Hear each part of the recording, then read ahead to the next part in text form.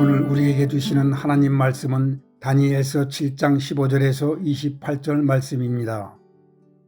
나 다니엘이 중심에 근심하며 내 머릿속에 환상이 나를 번민하게 한지라 내가 그 곁에 모셔 손자들 중 하나에게 나아가서 이 모든 일의 진상을 물으매 그가 내게 말하여 그 일의 해석을 알려주며 이르되 그 네 큰 짐승은 세상에서 일어날 네 왕이라 지극히 높으신 이의 성도들이 나라를 얻으리니 그 누림이 영원하고 영원하고 영원하리라. 이에 내가 넷째 짐승에 관하여 확실히 알고자 하였으니 곧 그것은 모든 짐승과 달라서 심히 무섭더라. 그 이는 쇠요 그 발톱은 노시니 먹고 부서뜨리고 나머지는 발로 밟았으며 또 그것의 머리에는 10뿔이 있고 그 위에 또 다른 뿔이 나오매 3뿔이 그 앞에서 빠졌으며 그 뿔에는 눈도 있고 큰 말을 하는 입도 있고 그 모양이 그의 동류보다 더 커 보이더라.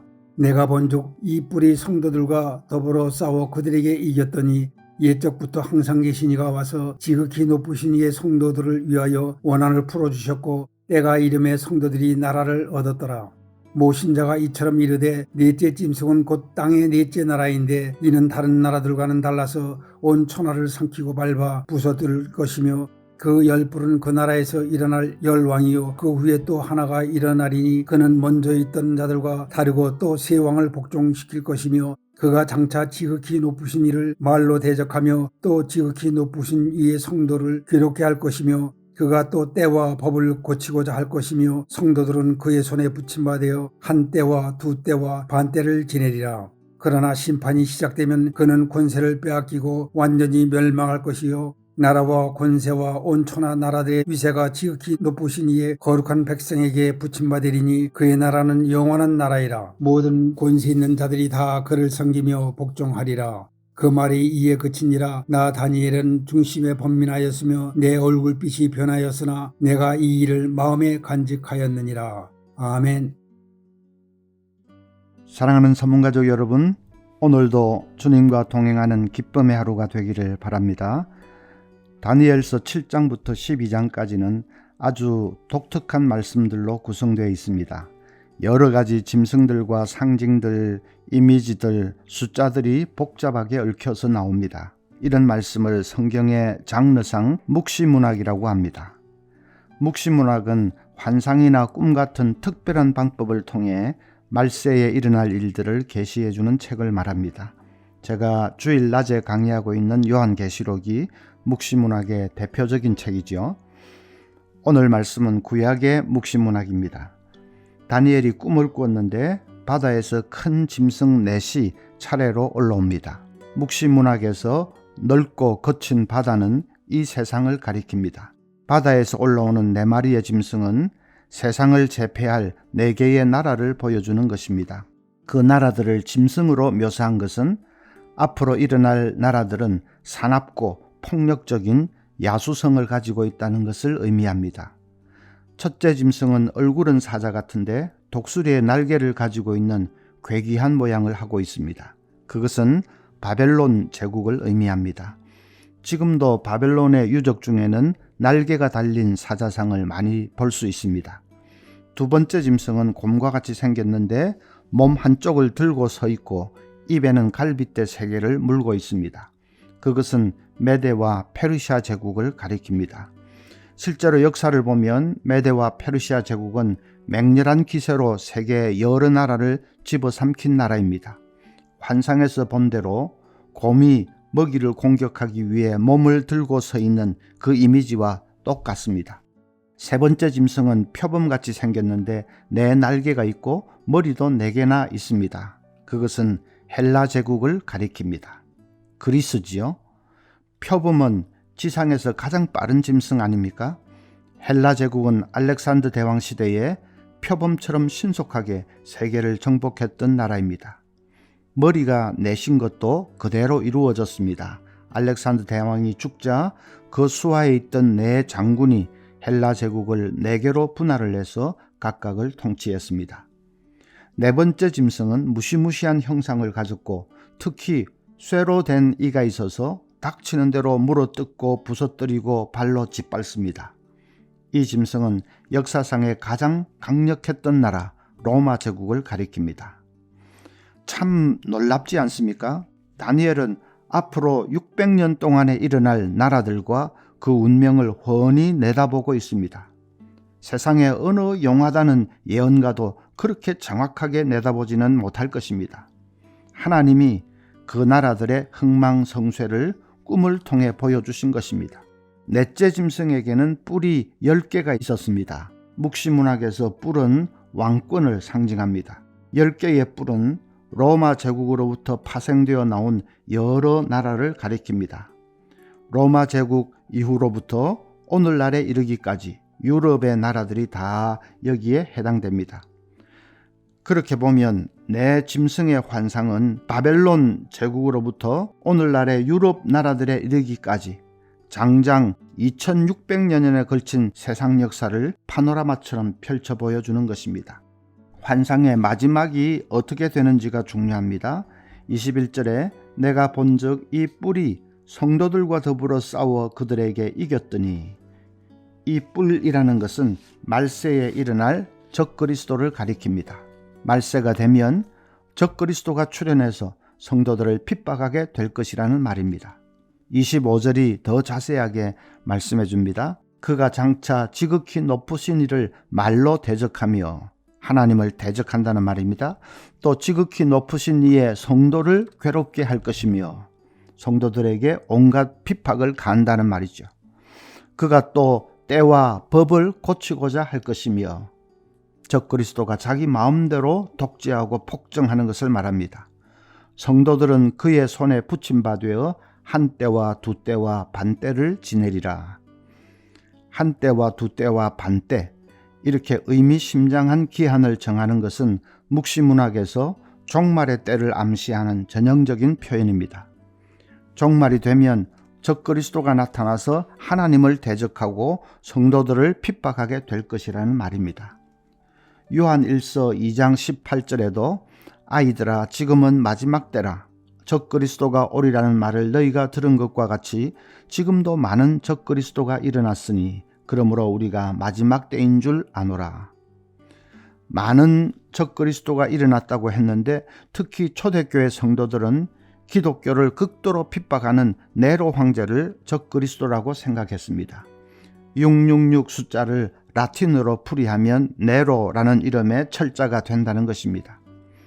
적그리스도가 등장하는 것이 말세의 징조고, 그러면 예수님 재림하시니까 초대교회 성도들은 예수님 재림이 임박했다고 생각했습니다. 그러나 재림은 일어나지 않았습니다. 그 이후에도 교회를 극도로 핍박하는 사람이 있으면 그를 적그리스도라고 생각했습니다. 교황 중에 개신교를 핍박하는 교황이 있으면 그 사람 이름을 666으로 풀이해서 적그리스도라고 했고, 2차 대전이 한창일 때는 히틀러를 적그리스도라고 하기도 했습니다. 그렇게 어느 한 개인을 적그리스도라고 못 받고 거기에 종말의 타임 스케줄을 맞추어 보려고 하는 것은 무리한 해석입니다. 적그리스도는 어느 한 사람을 지칭하는 것이라기보다는 사람들을 미혹하는, 그리고 교회를 핍박하는 거짓 선지자나 혹은 복음의 대적자들을 포괄적으로 가리키는 말입니다.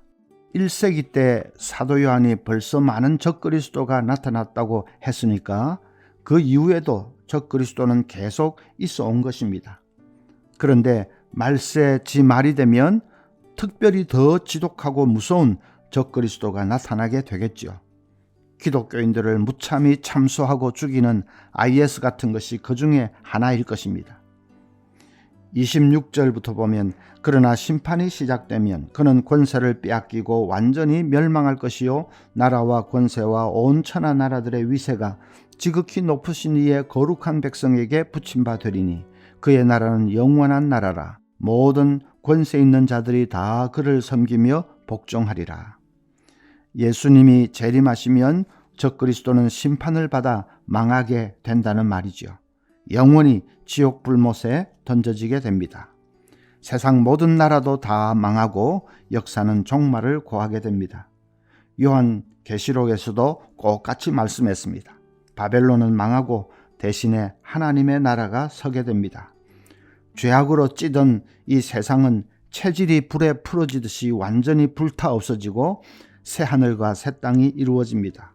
성도는 주님과 함께 영원히 왕노릇하며 새 세상을 통치하게 될 것입니다. 우리는 종말에 관한 예언을 대할 때 어떤 자세를 취해야 할까요? 마태복음 24장 5절부터 보면 많은 사람이 내 이름으로 와서 이르되 나는 그리스도라 하여 많은 사람을 미혹하리라. 난리와 난리 소문을 듣겠으나 너희는 삼가 두려워 말라. 이런 일이 있어야 하되 아직 끝은 아니니라. 민족이 민족을 나라가 나라를 대적하여 일어나겠고 곳곳에 기근과 지전이 있으리니 이 모든 것은 재난의 시작이니라.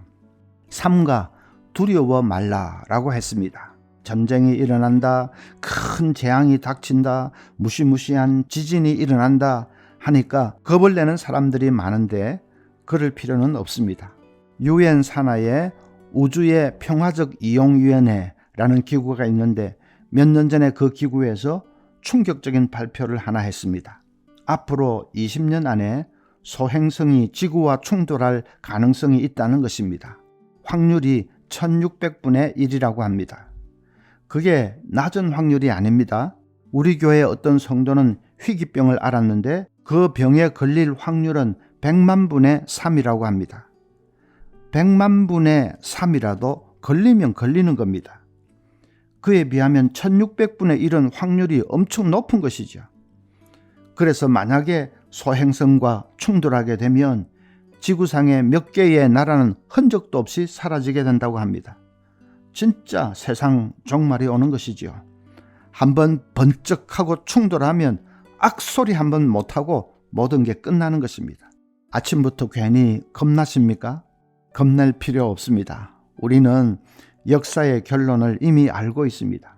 예수님이 재림하셔서 우리에게 새하늘과 새 땅을 안겨주실 것입니다. 무슨 일이 일어나든지 역사는 예수님의 재림을 향해 나아가고 있습니다.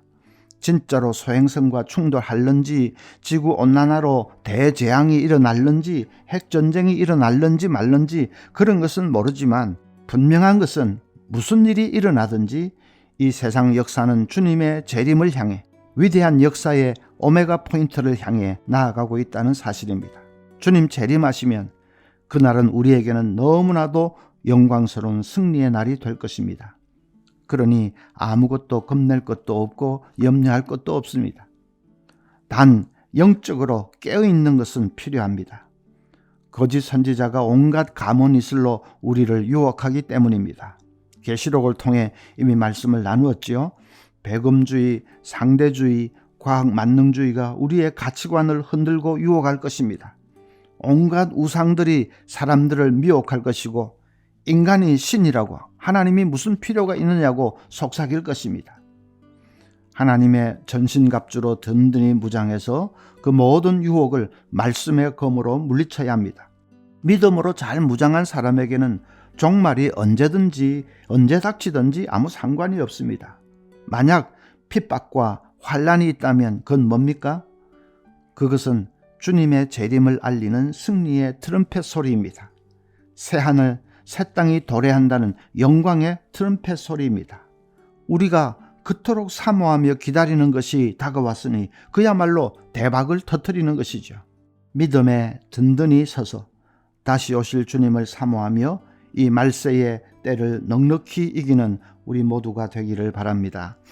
오늘 기도할 제목은 서문의 성도들이 믿음 준비 잘해서 열심히 전도하고 열심히 봉사하면서 이 종말의 때를 이길 수 있도록 기도하십시다. 또 선교 구자헌금에 다 동참해서 내년도 모든 민족과 열방에 복음 전하는 선교 사역을 잘 감당할 수 있도록 기도하겠습니다.